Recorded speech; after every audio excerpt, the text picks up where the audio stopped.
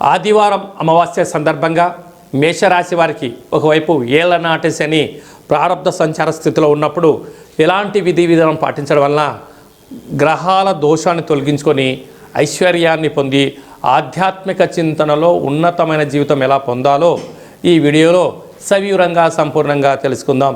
మేషరాశిలో ఏ నక్షత్రాలు వస్తాయిగా? అశ్విని నక్షత్రంలోని 4 పాదాలు, భరణి నక్షత్రంలో 4 పాదాలు, కృతికా నక్షత్రంలో 1 పాదం కలిపితే మేషరాశి. రాశాధిపతి కుజ భగవానుడు.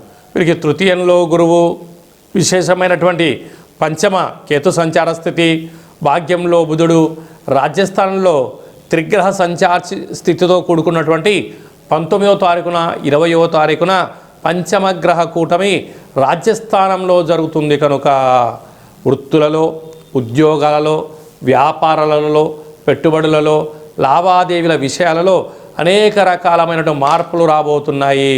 కనుక ఇలాంటి కాల సమయంలో ఎందుకనక 5 గ్రహాలు కలిపి రాజ్యస్థానంలో ఉండడం వలన అంటే ఏ కొద్దిపాటి అప్రమత్తంగా మీరు ఉన్నా ఉద్యోగం పోగొట్టుకునే పరిస్థితి ఉంటుంది, ధనం అప్పుల పాలయ్యే పరిస్థితి ఉంటుంది, తెచ్చుకున్నారా స్థిరచరాస్తులు కరిగిపోయే పరిస్థితి అధికంగా ఉంటుంది.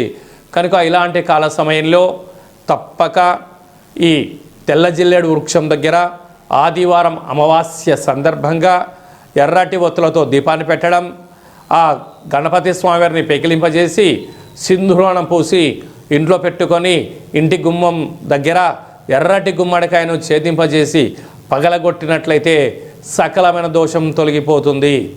అది ఏ కాకుండా అసలే నూతన ఆంగ్ల సంవత్సర ప్రారంభకాల సమయంలోనే వచ్చిన మొదటి అమావాస్య కనుక విశేషంగా రుణ సమస్యలు, రోగ సమస్యలు, శత్రు సమస్యలు తొలగిపోవాలని కోరుకుంటూ వీలైనంతవరకు నిప్పుకు, నీటికి, గొడవలకు దూరంగా ఉండి తీరాలి.